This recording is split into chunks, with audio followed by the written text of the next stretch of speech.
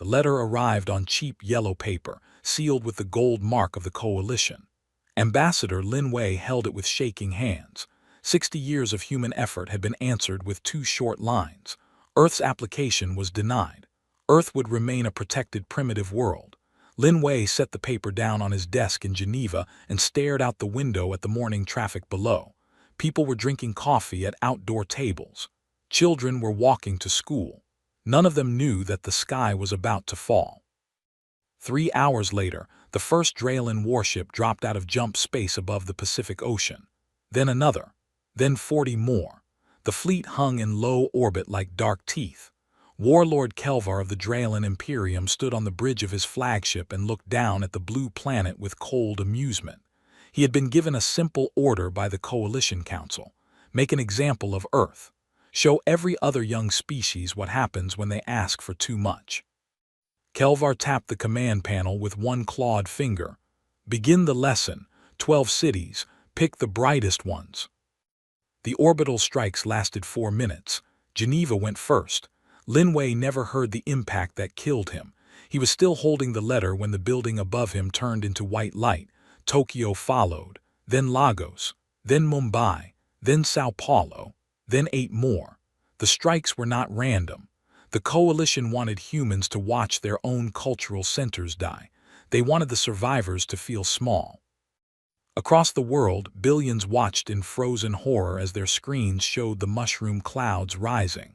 Then the screens went dark. Every coalition signal flooded human networks at once.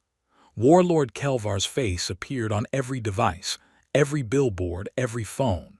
His voice was calm and tired, as if he were teaching a slow child. People of Earth, your leaders asked for what they had not earned. This is the price of pride. Surrender all weapons, all military bases, and all space assets within 7 days. If you do, the rest of your cities will live. If you do not, we will return and finish what we started. The coalition has spoken. The signal cut out. Across the dying continents, people screamed and prayed and ran.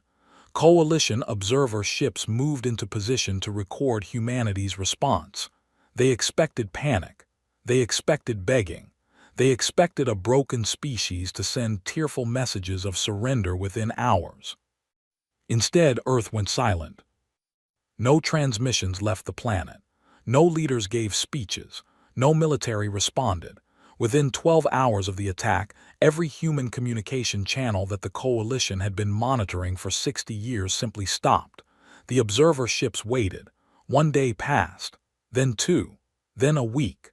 The silence was so complete that coalition scientists began to wonder if humanity had killed itself out of shame. They were wrong about that. They were wrong about almost everything. On the dark side of Earth's moon, deep inside a crater that no telescope had ever properly mapped, Captain Daniel Reyes pressed his forehead against the cold metal wall of an observation deck. His hands were shaking. He had watched Tokyo burn from this window. His wife and his daughter had been in Tokyo that day. They had been visiting his wife's mother. He had spoken to them 6 hours before the strike. His daughter had asked him to bring back a stuffed bear from the gift shop at the lunar base. He had promised her. Now there was no Tokyo, no gift shop, no bear, no daughter. Reyes did not cry. He was past crying.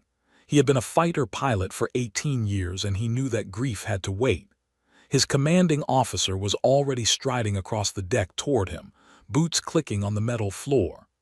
Admiral Hannah Pierce was 62 years old, gray-haired and small, and she walked like a woman who had been preparing for this exact day for half her life.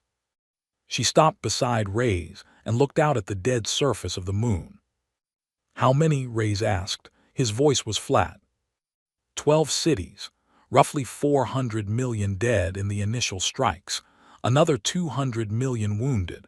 The coalition gave us 7 days to surrender. They have already started celebrating on their colonies. Reyes closed his eyes, and the project, ready, has been ready for 3 years. We were waiting for them to give us a reason. Reyes turned to look at her. The Admiral's face was carved from stone. She had lost a son to a coalition raiding party 15 years ago. She had spent every day since then building the answer. "Are the Council and the surface governments on board?" Reyes asked. "What is left of the surface governments is on board. The Council voted 4 hours ago. Unanimous. Project final word is authorized." "What are my orders, ma'am?" Admiral Pierce was quiet for a long moment. She watched the Earth rise slowly over the lunar horizon, blue and white and beautiful and bleeding. Then she spoke in a soft voice that carried no warmth at all. "Wake them up, Captain, wake all of them up. Every sleeper cell, every hidden fleet, every weapon we built in the dark. The galaxy thinks we are children. We are going to teach them what we really are." Reyes nodded once. He turned and walked toward the command center. Behind him, the Earth burned. Above him, somewhere in the darkness, 60 years of secret work waited to be unleashed. The Coalition had given humanity 7 days to surrender. Humanity would not need 7 days. Humanity had been ready for 60 years. The silence had only just begun. Snow fell on a small farmhouse in northern Finland, covering the wooden roof and the empty driveway. Inside, an old man named Alexei was packing a single suitcase. He had lived in this house for 30 years. He had raised 2 daughters here. He had buried his wife in the small cemetery down the road. Now he was leaving without looking back. A coded message had arrived on his old radio 3 nights ago. 6 words in a language no Coalition translator could read. Alexei had memorized those words 40 years ago in a training camp deep in the Ural Mountains. He had hoped he would never hear them. He closed the suitcase, put on his coat, and walked out into the snow. He did not lock the door. He would not be coming back. Across the planet, thousands of people just like Alexei were doing the same thing. Teachers in Argentina, fishermen in Vietnam, office workers in Cairo, truck drivers in Texas. They were not ordinary people. They had only pretended to be ordinary people. For 4 decades, humanity had quietly built a hidden network of trained operatives, scientists, and pilots, scattered across every nation and even across some Coalition worlds. They had lived simple lives. They had paid taxes. They had attended birthday parties. They had waited. Now they were waking up. In the Coalition capital of Tessera, far across the galaxy, Speaker Alan stood before a council chamber filled with 17 alien delegates. He was an old member of the Brel species, with pale blue skin and 3 thin arms. He had spent his career studying young races. He had also spent his career being ignored by everyone in this room. Today he was trying one last time. 6 months have passed, Alan said. His voice was tired. Earth has not surrendered. Earth has not sent a single signal. Their planet sits dark. Their fleets have vanished from our scopes. This is not the behavior of a defeated species. This is the behavior of a species that is hiding something. The Drailan ambassador laughed. He was a large gray creature with armor plates across his face. "Hiding what, Speaker? A second moon? A magic sword? They are primates. They are crying in their caves. We crushed them in 1 afternoon." Several delegates chuckled. Alan did not smile. He pulled out a small data slate and placed it on the central table. "I have been collecting reports. 12 of my long-term observers on Coalition worlds have gone missing in the last 60 days. Not killed, vanished. Their families gone with them. Bank accounts emptied. Homes sold quietly. These were humans embedded as merchants and traders. We allowed them to live among us because we thought they were harmless." The chamber fell quiet. The Drailan ambassador frowned. "You are saying they had spies among us." "I am saying they had something among us, and whatever it was, they have called it home." The room exploded into argument. Some delegates demanded immediate strikes against Earth. Others wanted investigations. Alan watched them shout at each other and felt a cold weight settle in his chest. They were not listening. They never listened. 200 million kilometers from Earth, hidden inside a hollowed-out asteroid that no Coalition sensor had ever detected, Dr. Owen Hartley stood in a vast cavern of polished steel. The cavern was a shipyard. It held 47 warships, each one different from anything the Coalition had ever built. Hartley was a thin man with gray hair and tired eyes. He had been working on this project since he was 26 years old. He was now 68. Today, finally, he was finished. Admiral Pierce walked beside him along a metal walkway high above the floor. Below them, work crews were running final checks on the fleet. Welding sparks lit up the dark cavern like small stars. "How long until they are space-ready?" Pierce asked. "All 47 are ready now," Hartley said. "We finished the last engine calibration this morning. We also have 112 smaller strike vessels at the other 3 hidden yards. And the drones. We have 40,000 drones." Pierce raised an eyebrow. 40,000. Each one can think faster than any pilot in the galaxy. We let them share decisions across the swarm. They learn from each other in real time. The Coalition has never seen anything like them, because nothing like them has ever existed before. Pierce was quiet for a long moment. She watched a young pilot walk across the floor below, helmet under her arm. The pilot was Lieutenant Rachel Doyle. She was 24 years old. She had lost her entire family in the Mumbai strike. She had asked to fly the most dangerous mission in the fleet. Pierce had said yes. "Doctor," Pierce said softly, "you understand what we are about to do." Hartley nodded. He looked older suddenly. "I understand. This is not war. War has rules. War has prisoners. War has negotiation. What we are about to do has none of those things." "I know. The galaxy will remember this for 10,000 years. I know that too. I have made peace with it. The Coalition burned 12 of our cities to make a point. We are going to make a point in return. After we are done, no species in this galaxy will ever consider attacking a human world again." Pierce nodded once.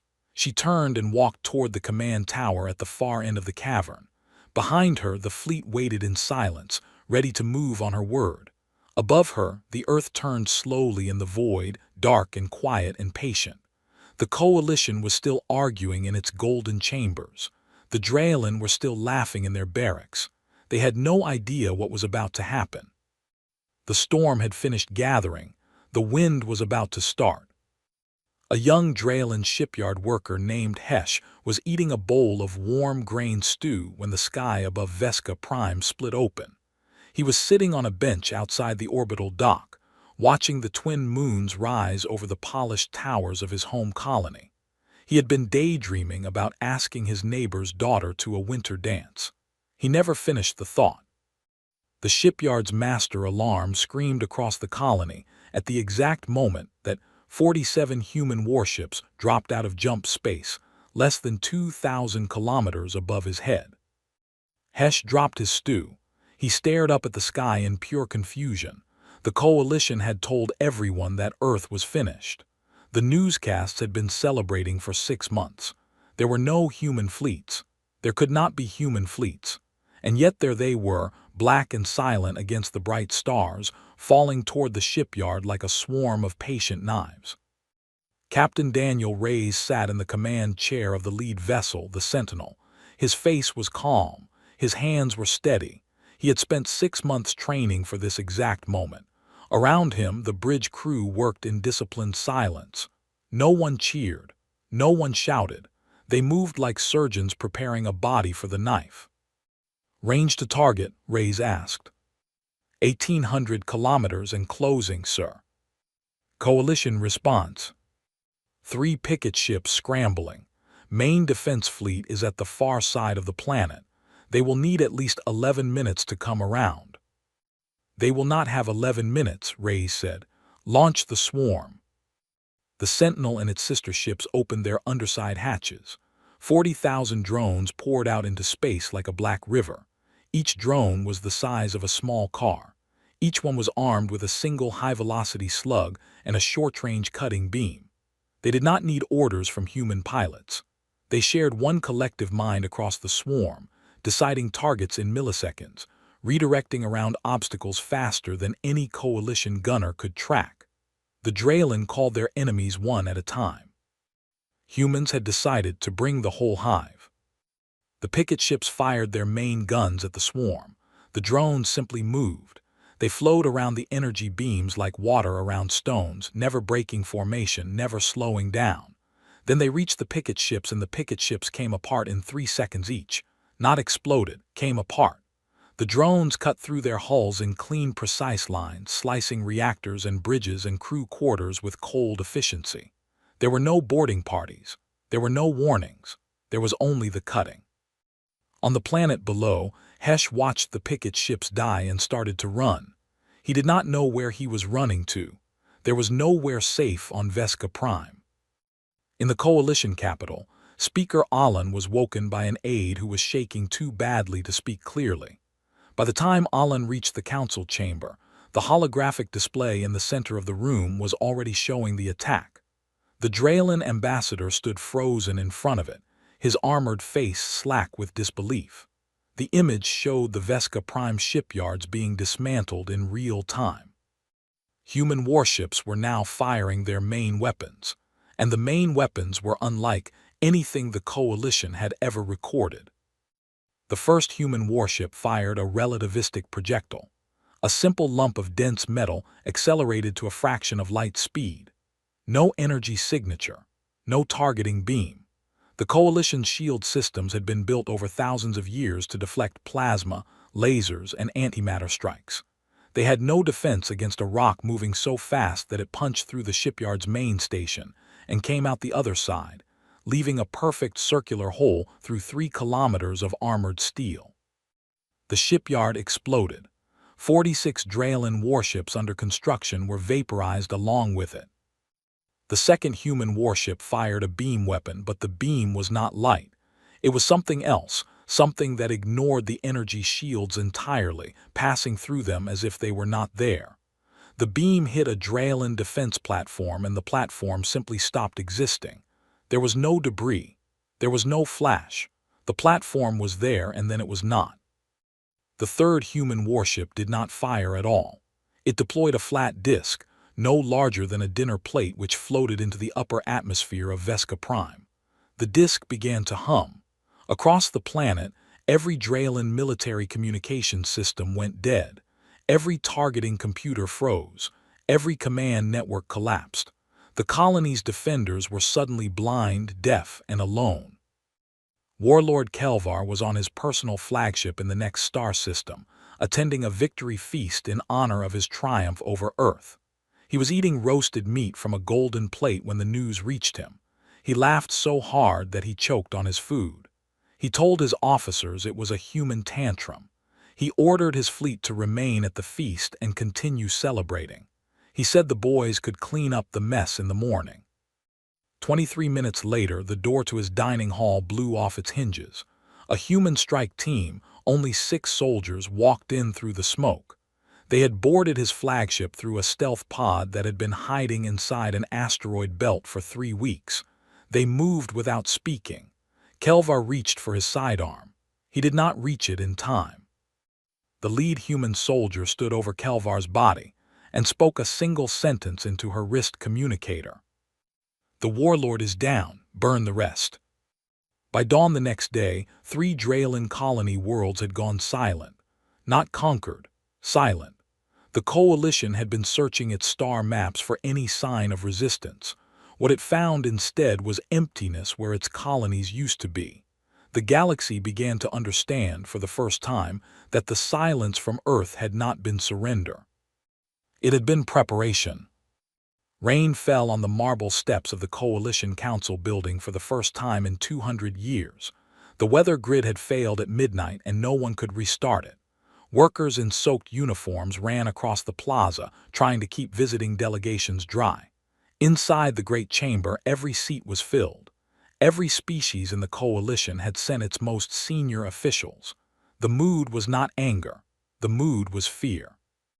Fear smelled different in every species, but today the chamber stank of all 17 kinds at once.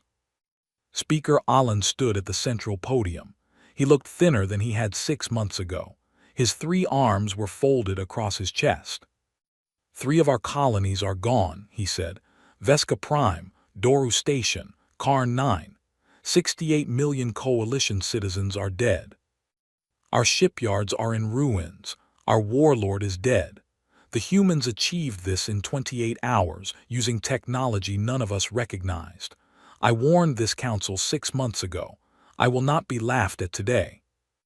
The chamber was silent. We have two choices: offer peace, return what we took and pray they accept, or finish them. Half measures will only invite more death. The Trellan ambassador stood up. He was tall and thin, covered in pale white feathers. Peace. They have killed our soldiers and burned our worlds. We must crush them so completely that no species in this galaxy ever dares lift its head against us again. A roar of agreement filled the chamber. Alan's shoulders sank. I propose a grand fleet, the Trellan continued. Every member species contributes its best warships. We gather at the Corlin Nebula. We strike Earth with 2,000 vessels. We end this once and for all.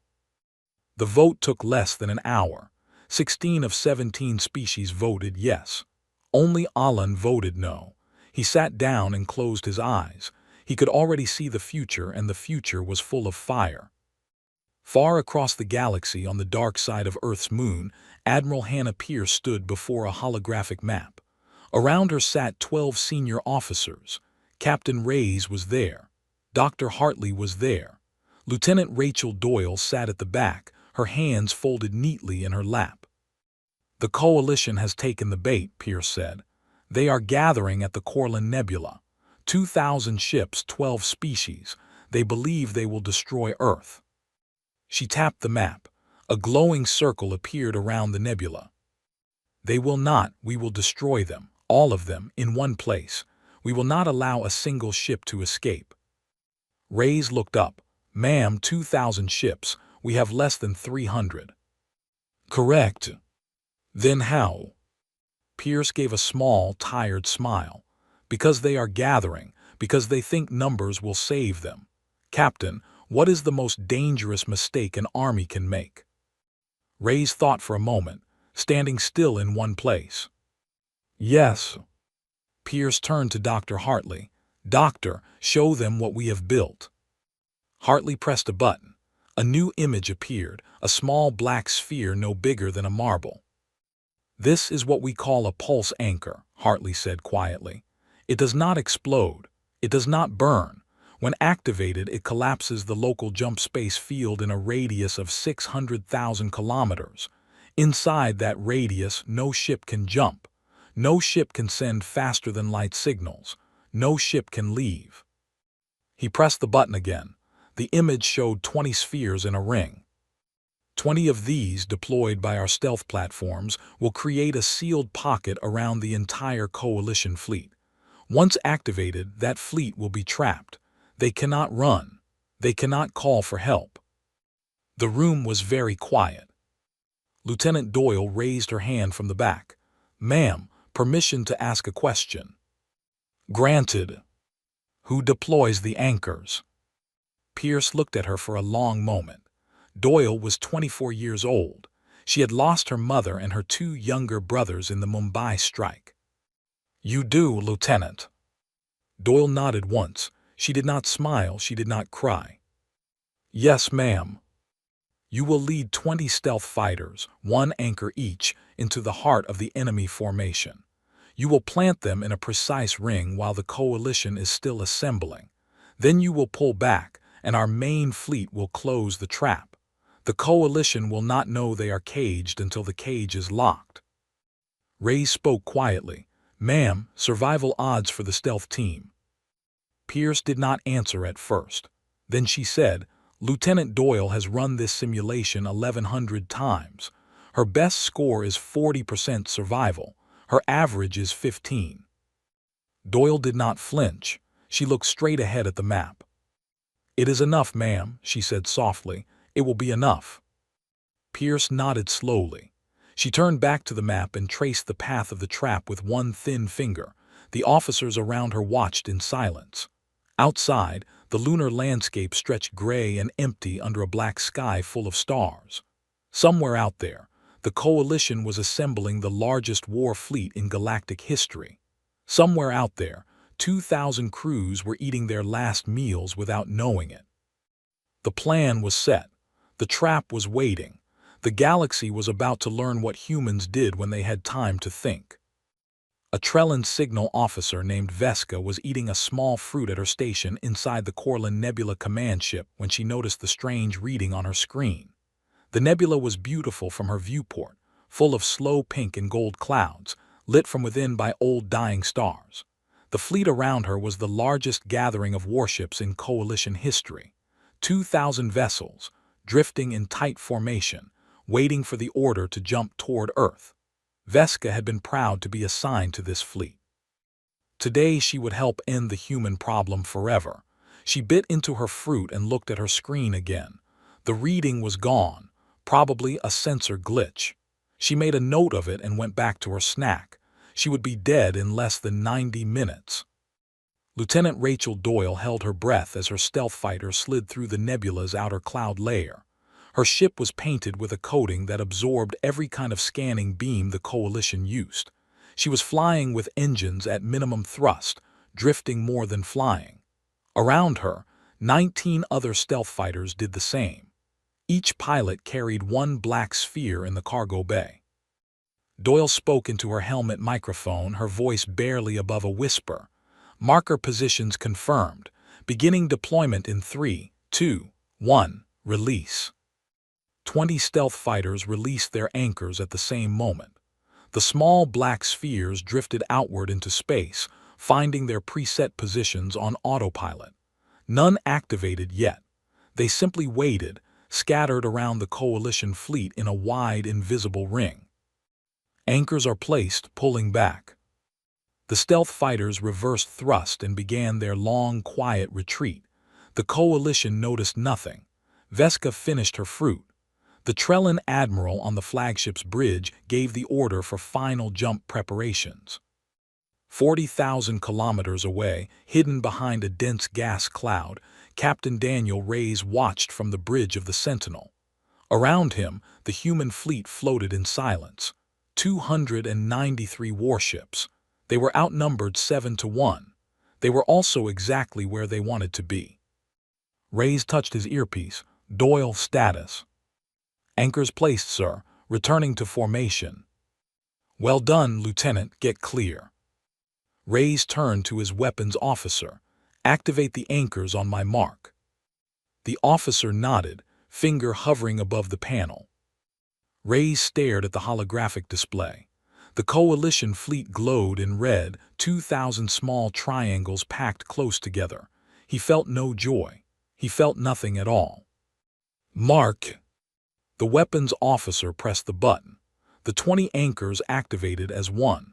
A vast, invisible sphere of collapsed jump space wrapped itself around the entire Coalition fleet.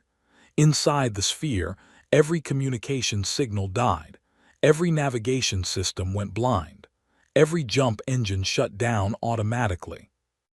On the Coalition flagship, the Trellan admiral stood up from his command chair. His feathers were ruffled. The screens around him were full of red warnings. What is happening? Why can we not jump? A young officer ran up to him. Sir, we are trapped. Something has collapsed jump space around us. We cannot escape. We cannot call for help. The admiral turned slowly to look out his viewport. There, emerging from behind the nebula's gas clouds, came the human fleet. 300 dark ships in a tight wedge formation. They were not running. They were coming straight in. The Battle of Corlin Nebula began 9 seconds later. The human fleet did not waste time. The first wave of relativistic projectiles tore through the Coalition formation like a hailstorm through wet paper. Whole rows of warships were punched apart before their gunners could target the source. The drone swarms came next, 40,000 of them, pouring into the formation from every angle at once. The Coalition's gunners had been trained to fight ship-to-ship duels. They had no doctrine for fighting a thinking cloud. Inside the formation, Doyle's stealth squadron had not pulled back to safety. They had pulled into the heart of the enemy. While the main human fleet pressed the outer ring, Doyle led her fighters straight at the Trellan flagship. She did not carry weapons large enough to destroy it. She carried something better, a small device that Dr. Hartley had built, a device that would take control of the flagship's targeting computers and turn them against the ships around it. Doyle landed her fighter on the flagship's outer hull. She blew through the maintenance hatch with a single charge.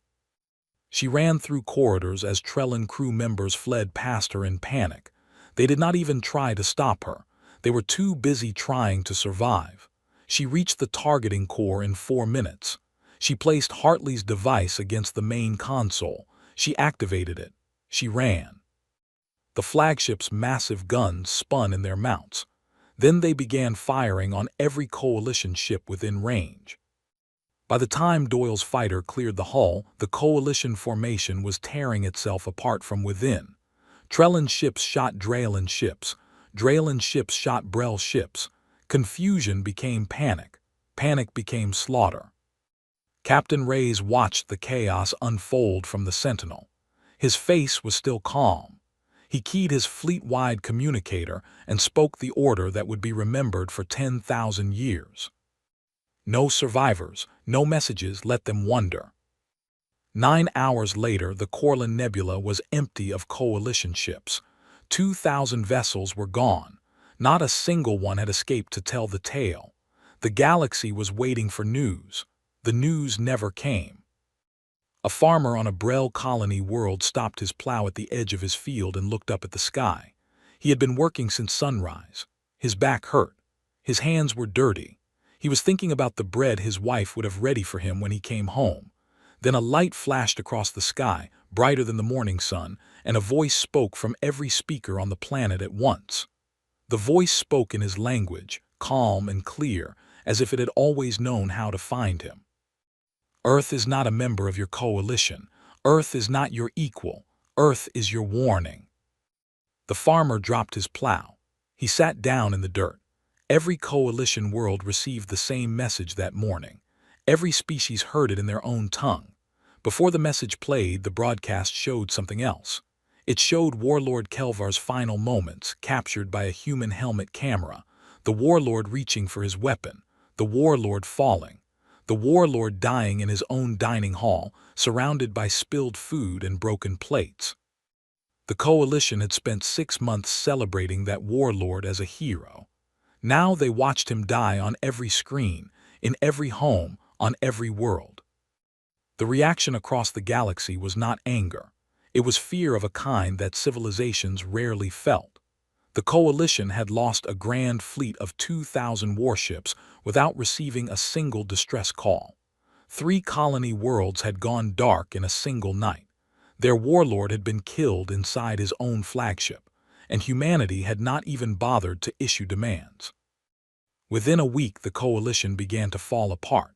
The Draylen Imperium collapsed first. Its colonies refused orders from a capital that no longer had a fleet to enforce them. Local governors declared independence. The Trellin species recalled every ambassador and sealed its borders. The Brel Council voted to dissolve itself. One by one, the 17 species of the Coalition pulled back into their own systems. They stopped talking to each other. They stopped trading. They were too afraid that any signal might attract human attention. The galaxy went silent. Not silent like Earth had been silent, that careful waiting silence. This was the silence of a child who had learned not to make noise in the dark. Speaker Alan was the only Coalition official who refused to hide. 2 months after Corlin Nebula, he boarded a small unarmed ship and flew alone to Earth. He carried no weapons. He carried no demands. He only carried a single question. He landed on a quiet airfield in what had once been southern France. Admiral Hannah Pierce was waiting for him on the runway, her gray hair stirred by the cool spring wind. She did not salute him. She did not threaten him. She simply walked up to his ship and waited. Alan came down the ramp slowly. His 3 arms held out to show that they were empty. He bowed his head. "I have come to ask one thing," he said softly. "What does humanity want? Whatever it is, we will give it. Worlds, resources, technology, anything. Just please tell us." Admiral Pierce looked at him for a long moment. Behind her, the sun was setting over the green French hills. Birds were singing in the trees. The world smelled of rain and grass and earth that was slowly healing. "Speaker," she said quietly, "we do not want anything from you. We never did. We tried for 60 years to join your coalition because we thought we needed friends out there. We learned what your friendship was worth on the day you burned our cities. Now we want only one thing." "What thing?" "To be left alone." Alan stared at her. His 3 eyes blinked slowly. "That is all." "That is all. You will not come here. You will not contact us. You will not send ships near our system. We will not come to you. We will not contact you. We will not send ships near your systems. The galaxy is large. We can share it without sharing space. That is the offer. There will not be another." Alan thought about it for a long time. Then he bowed again, deeper this time. "It is agreed," he said. He climbed back into his ship and flew away. He never returned. No coalition representative ever set foot on Earth again. No human ship was ever seen in coalition space after that day. The two civilizations passed each other in silence for the next 1,000 years, like two strangers in a dark hallway who had decided, mutually, never to look at each other directly. On a quiet hillside outside what had once been Tokyo, Captain Daniel Reyes knelt in the soft brown earth. He was holding a small sapling in his hands. Its leaves were pale green and trembling in the breeze. His daughter had loved trees. She had pressed flat leaves into the pages of her school books. She had asked him, on their last call, if they could plant a cherry tree in the backyard when she came home from her trip. Reyes dug a hole with his bare hands. He placed the sapling carefully in the soil. He covered the roots gently. He stayed there on his knees for a long time, his head bowed, his eyes closed. The wind moved through the new grass. The sun was warm on his shoulders. Lieutenant Rachel Doyle stood on the hillside above him, watching the stars come out over the Pacific. The sky was clean. No signals, no fleets, no chatter, just stars and quiet and the slow turning of the world. The galaxy had gone silent. Humanity at last had been heard.